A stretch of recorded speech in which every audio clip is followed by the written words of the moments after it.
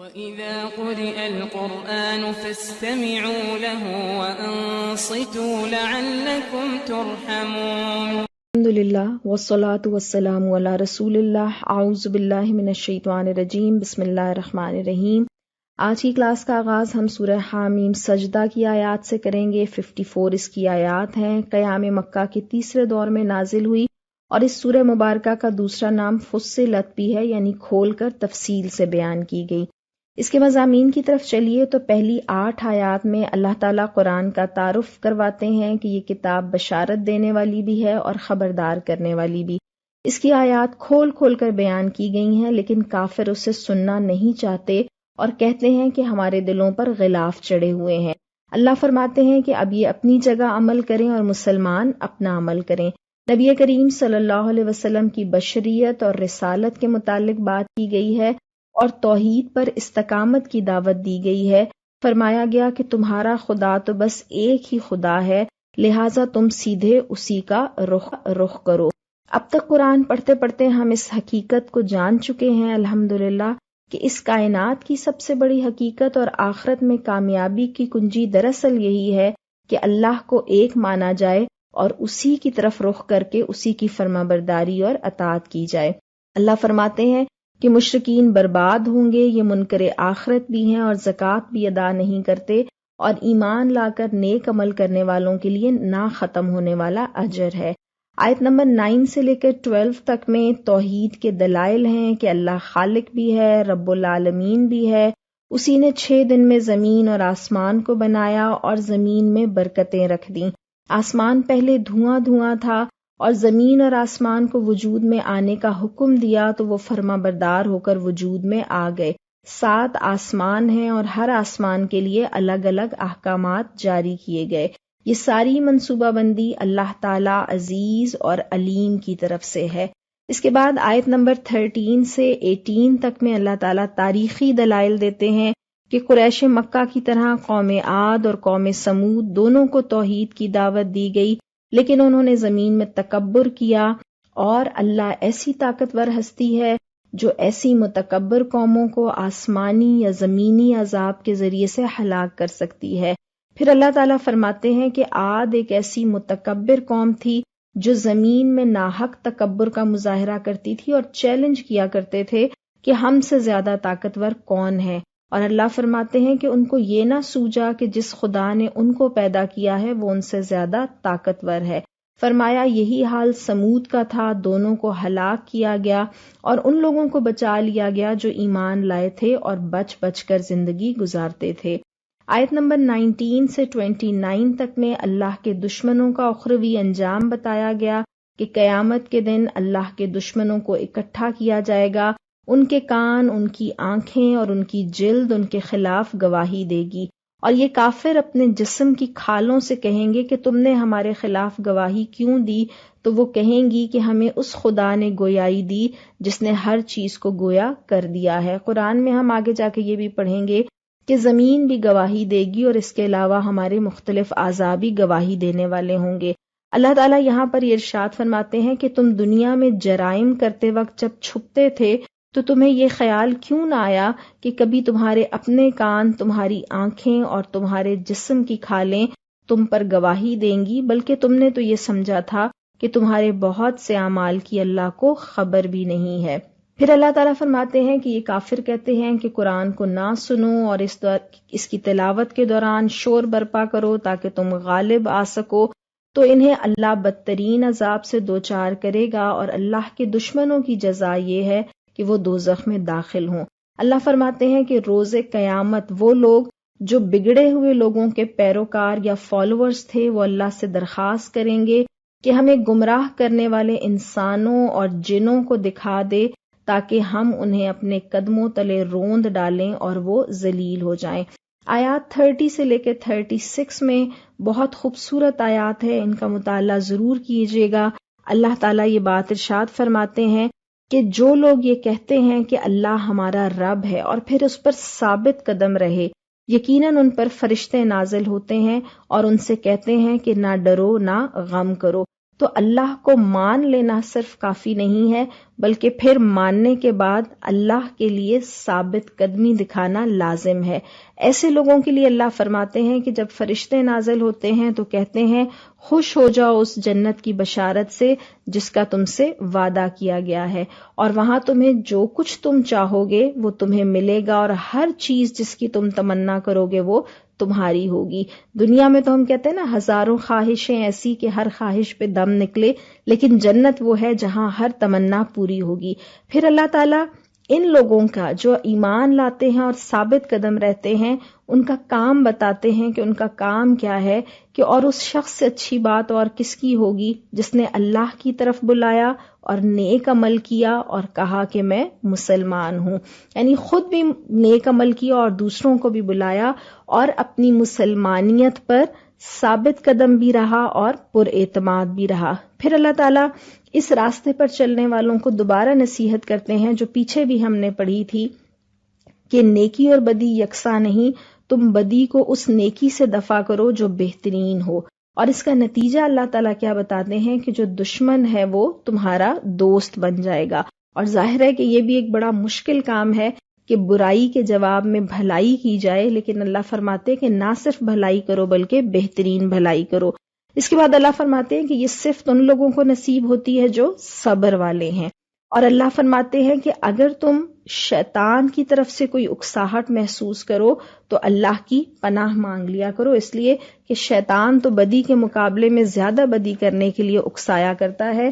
نبی کریم صلی اللہ علیہ وسلم نے ارشاد فرمایا شیطان اس وقت دل سے اٹھ کر باہر دوڑتا ہے جب اللہ کا ذکر کیا جاتا ہے۔ آیت نمبر 37 سے 48 تک میں توحید کے دلائل ہیں اور آخرت کے دلائل ہیں۔ پھر اللہ تعالیٰ فرماتے ہیں کہ قرآن عربی زبان میں نازل کیا گیا ہے، اگر اسے عجمی زبان میں نازل کیا جاتا تو اعتراض کیا جاتا کہ عربوں کے لیے عجمی قرآن کیوں نازل کیا گیا۔ پھر فرمایا ایمان لانے والوں کے لیے یہ ہدایت اور شفا ہے، اور ایمان نہ لانے والوں کے لیے یہ حجاب ہے اور ان کے کانوں پر پردہ پڑا ہوا ہے۔ پھر فرمایا قیامت کا علم اور تمام امور غیب کا علم صرف اللہ کو ہے۔ آخری حصے میں آیت نمبر 49 سے 54 تک میں اللہ فرماتے ہیں کہ انسان اللہ سے دعائیں مانگتے نہیں تھکتا، لیکن چونکہ انسانوں کے اندر صبر کی کمی ہے تو وہ نزول آفات پر مایوس ہو جاتا ہے اور نعمتیں ملنے پر پھول کر آخرت کا انکار کر بیٹھتا ہے۔ اسی طرح مصیبت میں لمبی چوڑی دعائیں مانگتا ہے اور خوشحالی میں اکڑنے لگتا ہے۔ ایسے غیر مستقل مزاج لوگوں کو اپنے انجام پر غور کرنے کی نصیحت کی گئی، اور یہ بھی بتایا گیا کہ یہ قرآن حق ہے اور حق واضح ہو کر رہے گا، لہٰذا شک کرنے والوں کو یہ یقین حاصل کرنا چاہیے کہ اللہ ہر چیز کا احاطہ کیے ہوئے ہے۔ سورۃ الشورى مکی سورت ہے، 53 اس کی آیات ہیں۔ آئیے اس کے مضامین کا خلاصہ دیکھتے ہیں۔ پہلی 12 آیات میں اللہ تعالیٰ ارشاد فرماتے ہیں کہ اللہ ہی ولی ہے، سرپرست ہے، کارساز ہے۔ عربی قرآن کے نازل کیے جانے کے بعد حجت تمام ہو گئی ہے، اور آخری پیغمبر پر آخری کتاب کے نازل ہونے کے بعد قریب ہے کہ آسمان پھٹ پڑیں۔ فرشتے حمد اور تسبیح کے ساتھ زمین والوں کے لیے استغفار کر رہے ہیں۔ اب انسان یا جنت میں جائے گا یا دوزخ میں۔ انسان کو عقیدے کی آزادی دی گئی ہے، ورنہ اللہ چاہتا تو دنیا میں صرف ایک ہی امت ہوتی۔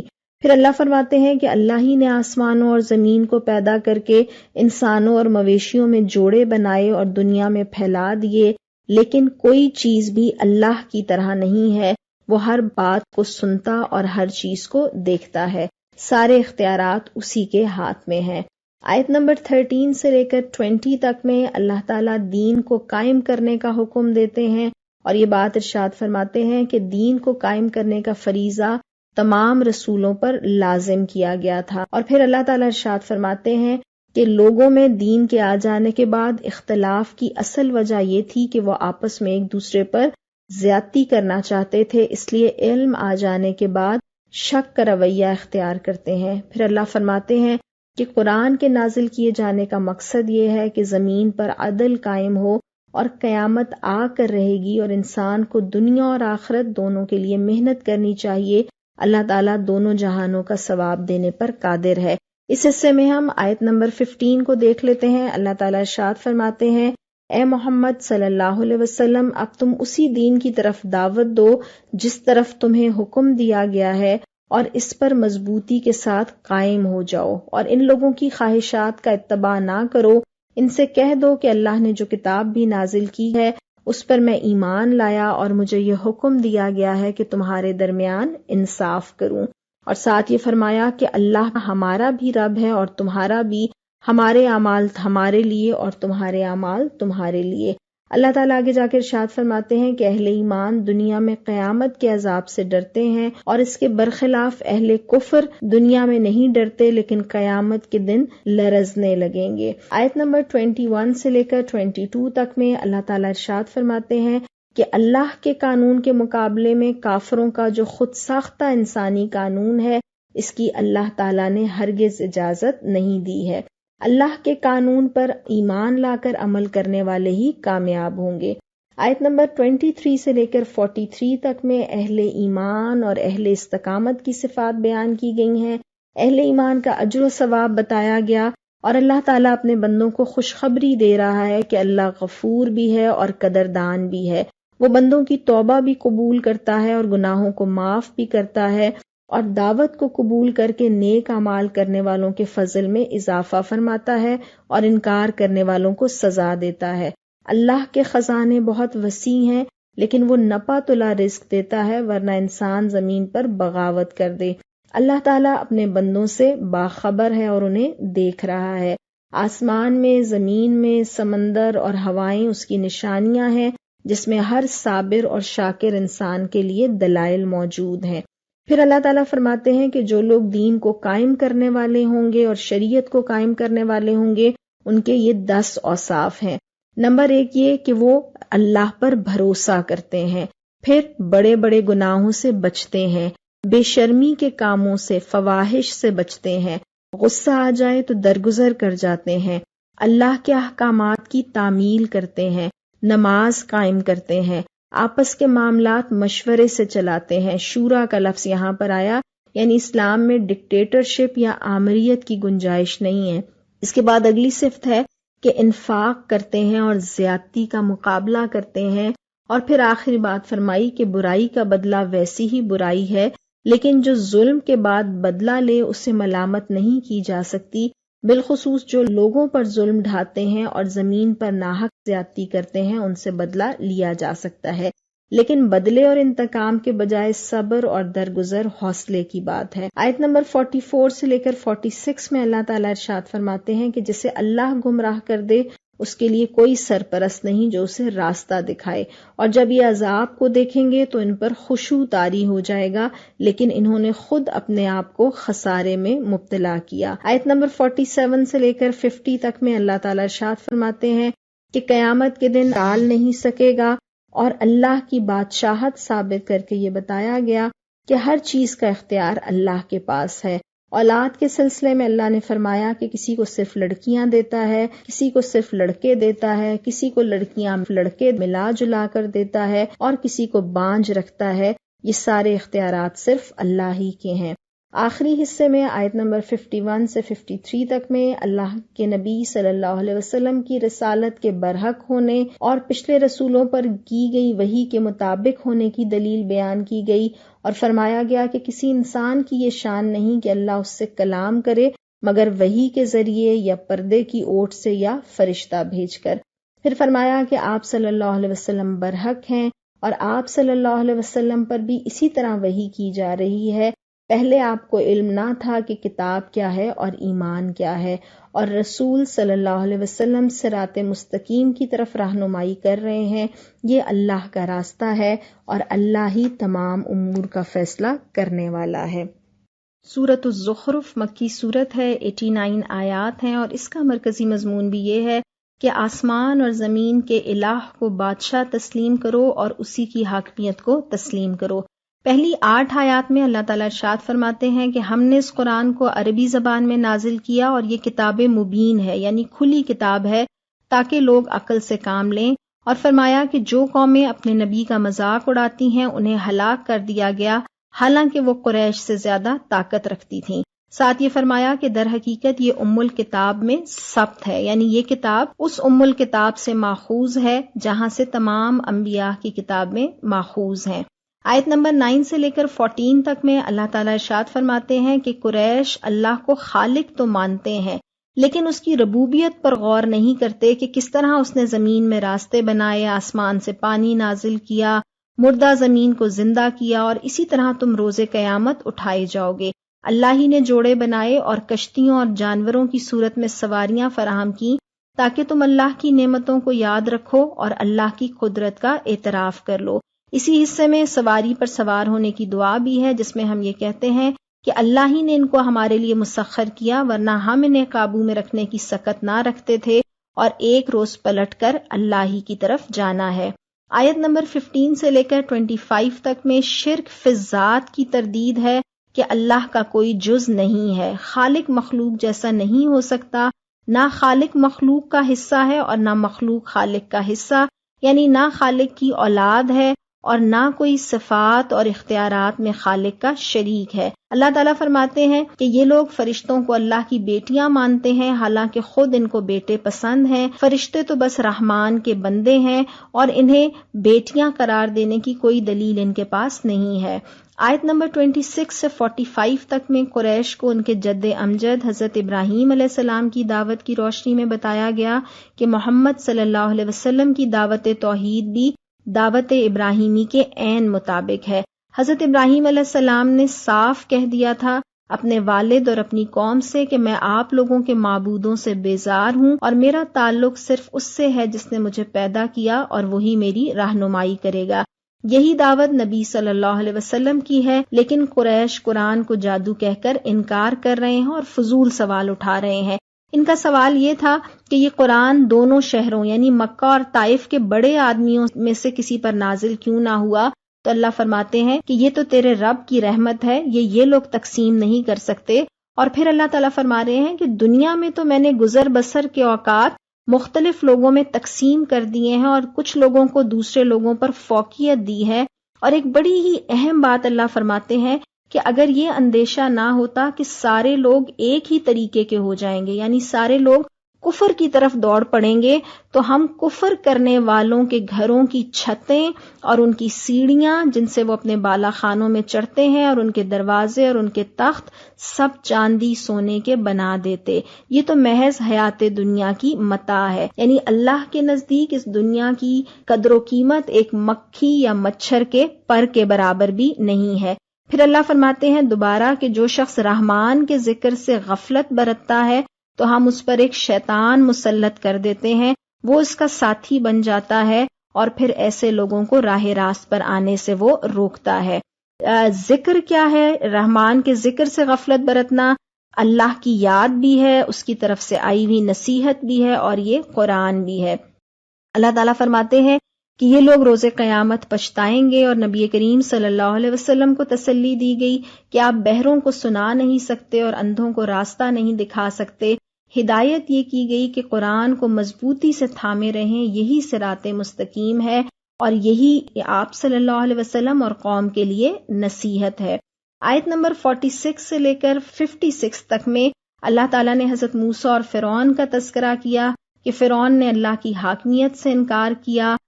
حضرت موسیٰ علیہ السلام نے اس کو بڑھ چڑھ کر نشانیاں دکھائیں، یعنی وہ جو عصا تھا اور ید بیضا، اس کے علاوہ بھی بے شمار نشانیاں تھیں، جیسے قحط پڑا مصر میں، ٹڈی دل کا حملہ ہوا، جوئیں اور سرسریاں پھیلیں، مینڈکوں کا عذاب آیا، خون کا عذاب آیا۔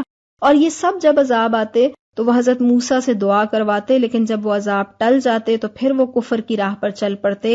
اللہ تعالیٰ ارشاد فرماتے ہیں انہوں نے حضرت موسیٰ کو جادوگر کہا، حضرت موسیٰ کی تحقیر کی کیونکہ وہ مال اور منصب میں ان سے کم تھے۔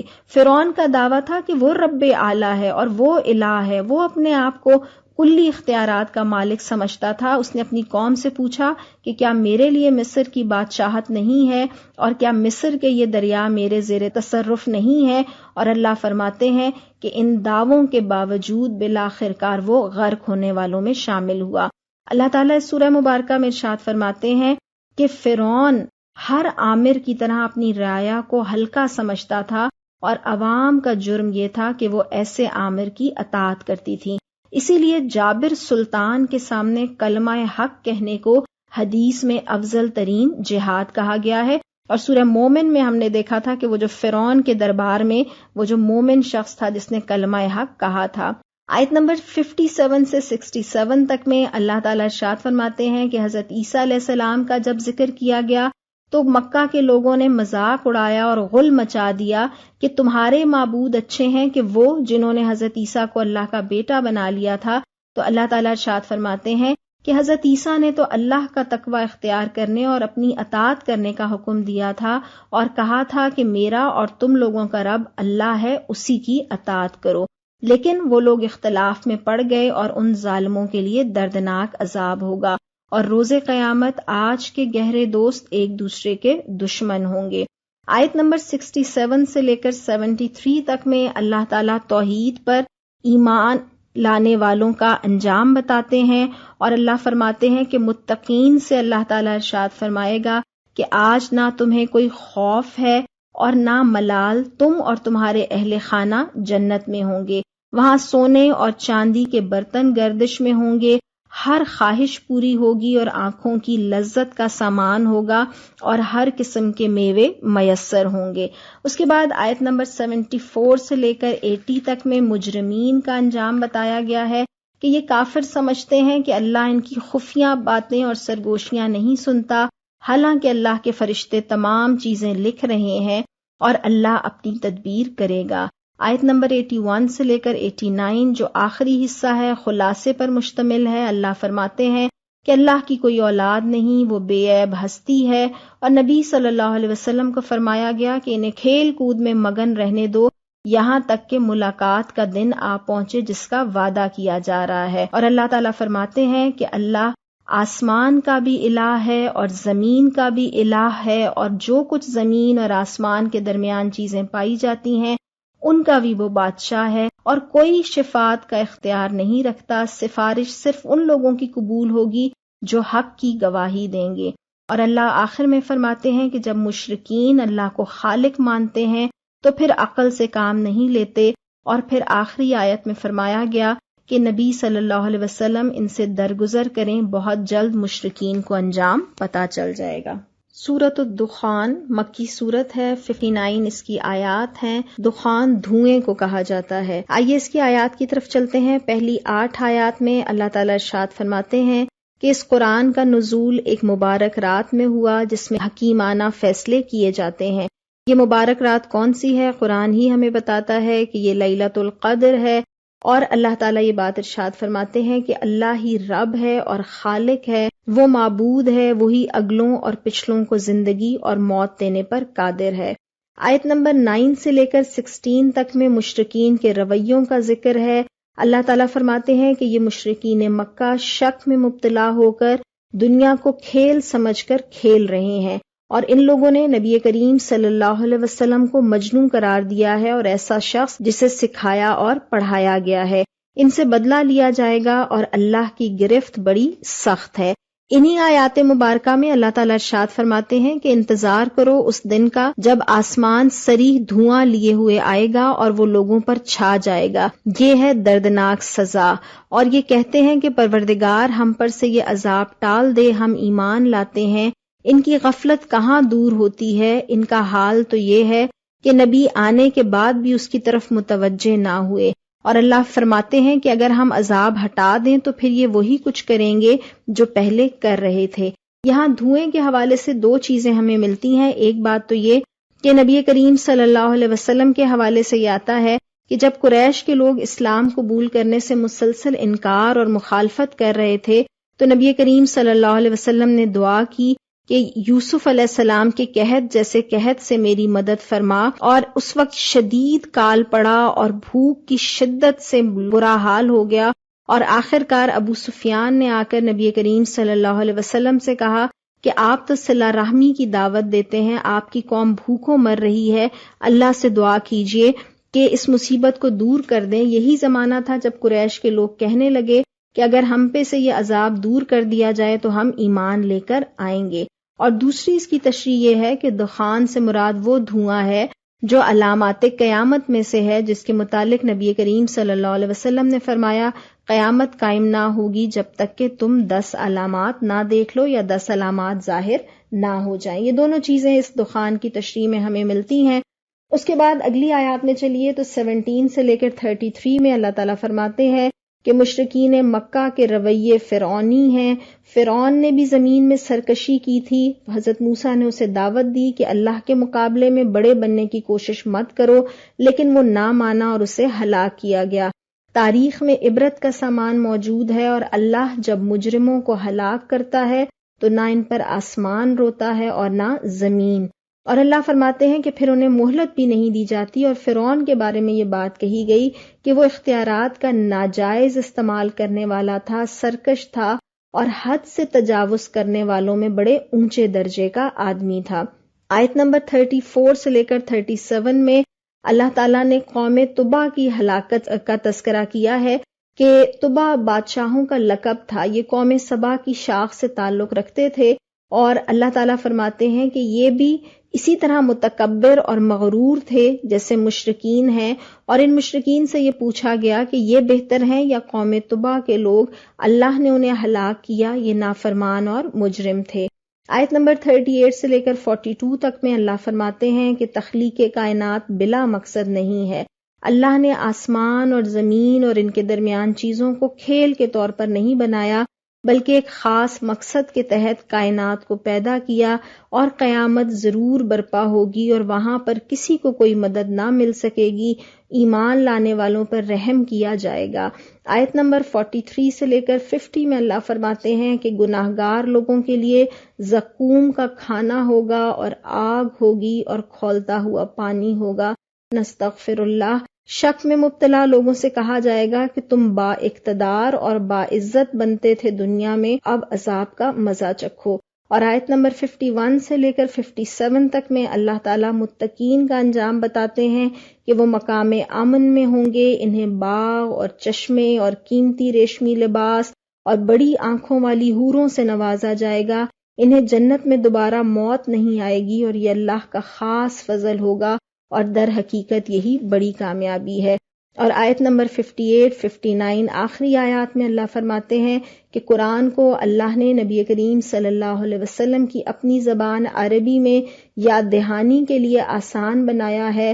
ان حالات میں آپ صلی اللہ علیہ وسلم کو صبر کرنا چاہیے، اور مشرکین کو بھی انتظار رہے، بہت جلد اللہ کا فیصلہ آ جائے گا۔ اللہ تعالی ہمیں متقین میں شامل فرمائے اور مجرمین کے انجام سے بچائے۔ وآخر دعوانا ان الحمد للہ رب العالمین۔